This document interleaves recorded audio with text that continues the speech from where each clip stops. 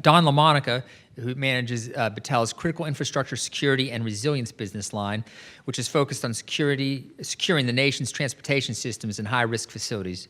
Don's been with Battelle for 20 years, and he's based up in their South Jersey area near the Transportation Security Laboratory that's managed by the Department of Homeland Security. So a lot of what Battelle does in the aviation security space is really, I would say, at the checkpoint or check baggage, but it's preventing stuff from getting into the secure areas of airports.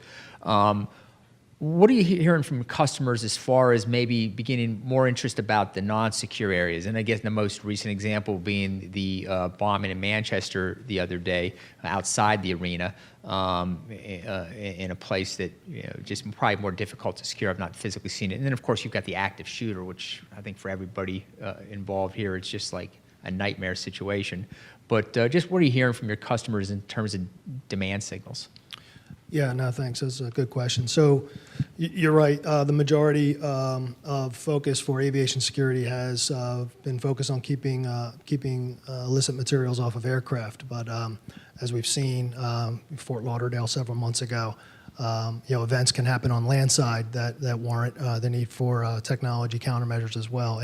And there is an emphasis now within TSA. There is a working group focused on landside security. There's been some guidelines published for landside security. However, there's still plenty of room for improvement in terms of implementing technologies to surveil and protect airports on the land side.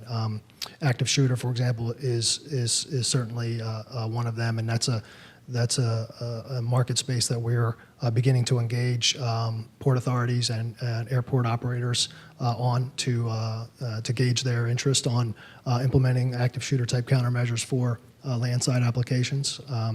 There's also, with all the pre-check programs and what have you, there's increasing amounts of data on passengers who they're passengers, they're vetted, they're expected to be in airports, even on the land side, and then there's a host of individuals who are not. So you can use data analytics and big data to start filtering out large populations of who are actors who belong there and who maybe belong there, but you're not quite sure, so that you can kind of focus some of your surveillance activities on.